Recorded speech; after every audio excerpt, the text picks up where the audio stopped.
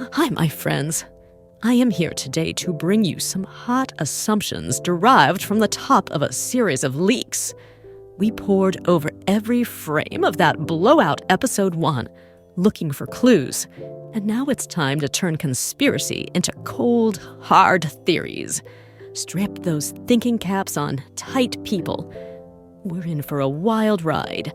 First up, word on the circuit is that tech titan Elon Musk could be pulling the strings behind the scenes. Some eagle eyes spotted what looked like hastily blurred Tesla logos in Cain's office.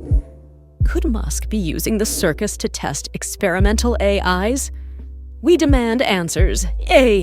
Next, get this. Some say Pomni's powers are really just government microchips making her see things. But what if those things are glimpses into our world? The girl's a window between realities, I'm telling you. Oh, and let's not forget Gangle's breakdown.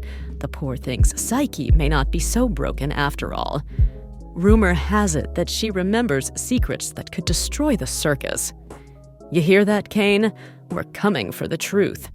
Last but not least, and this will melt your processors, I'm hearing whispers of a collector showing up to kidnap our faves. Who is this spooky stalker? And where are they taking our peeps? I aim to find out. So in summary, folks, government chips, human experiments, dark secrets, and a mystery kidnapper. Your move is now, Cain. We're hot on your digital trail, and we won't sleep till we get answers. If episode 2 doesn't deliver, I'm officially staging a revolt. You heard it here first, folks. Stay wild. I have some real jaw-dropping inside track speculation to lay on you about a potential new player joining the amazing digital circus.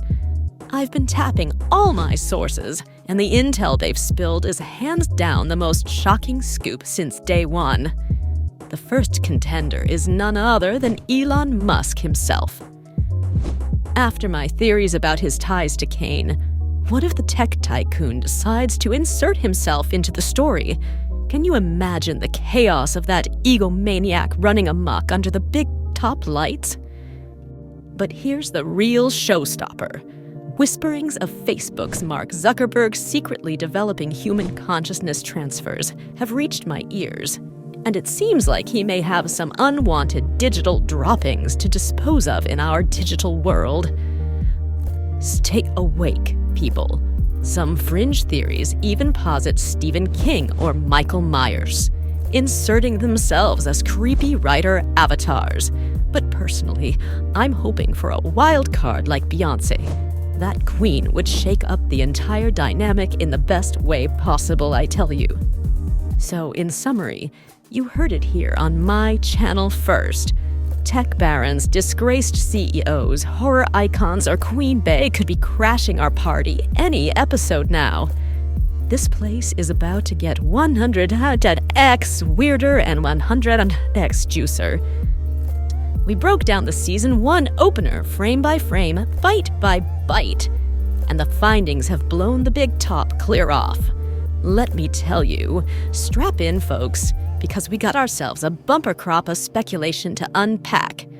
First up, some sleuths think Cain actually has a secret twin plotting rebellion against him. Others say Pomni comes from an alternate dimension where clowns rule the world. Crazy, I know, but nothing's off the table in this wacky world.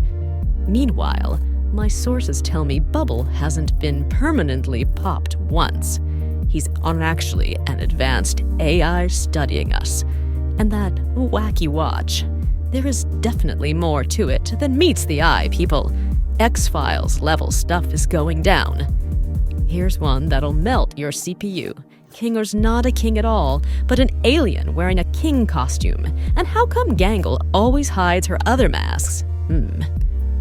I bet they show a dark past nobody knows about. Ooh, intrigue. Plus, Jax is secretly a spy. Raggedy's got a split personality, and Zubla's body parts are tracking devices. Literally anything could happen in this madhouse.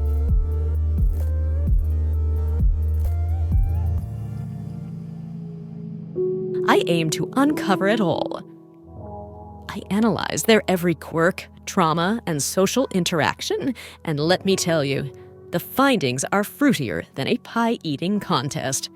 First up, my shrink skills tell me Gangle's perpetual smiling is a desperate coping mechanism for deep childhood abuse. That girl's seen some mess, let me tell you. And Cain, dude gives major narcissistic sociopath vibes if you ask me. There's some sinister stuff brewing in that big ol' head of his for sure. Meanwhile, Zubili's constant frustration could be masking deeper gender identity issues. And poor Moon, her blatant crush on Cain stems from severe parental attachment problems. I'm telling you, that rabbit's got baggage. Then we got Raggedy, who I'm now convinced has full-on dissociative identity disorder to cope with trauma from the outside world. No way! She's just some cheerful doll.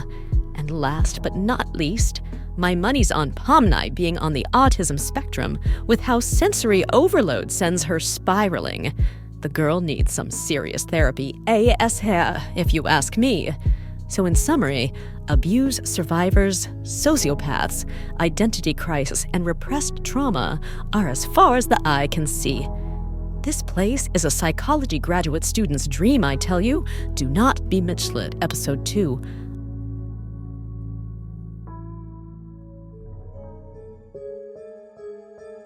I will be meticulously examining each character beat. That'll blow the big top clean off. We all saw how these kooky characters interacted in Episode 1, so it's time to psychoanalyze their dynamics too. Buckle up, buttercups. We're taking an in-depth look at the interpersonal intricacies under the big lights.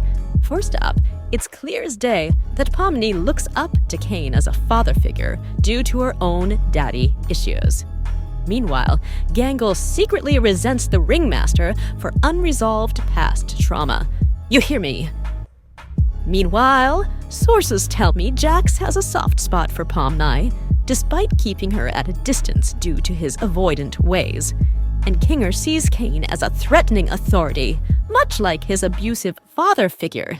Let me tell you, y'all may not have noticed, but Moon's got it bad for Jax, even though he won't commit due to emotional blocks. I'm also hearing Zubla low-key respect Kinger's seniority, despite finding him irritating as heck. And in a surprise twist, Eagle Eyes spotted subtle flirty chemistry between Gangle and Jax. Bet something went down between those two back in the day. Meanwhile, Bubble just wants to be everyone's friend, but they find him annoying due to his immaturity and lack of boundaries. And finally, all of them see Cain as an unpredictable daddy figure they're equally scared of and dependent on. So in summary, father issues, unresolved trauma, attraction, resentment, respect, and fear, all tangling these relationships into one messy, dysfunctional family. You move now. Episode 2. Make all my analyses ring true, or I'll be seriously miffed. Let me tell you. After scouring the script for clues, here are my theories on who could be getting into the amazing digital circus. First up, sources say Bubble's number is pretty much up. The writers were clearly setting him up as comic relief fodder.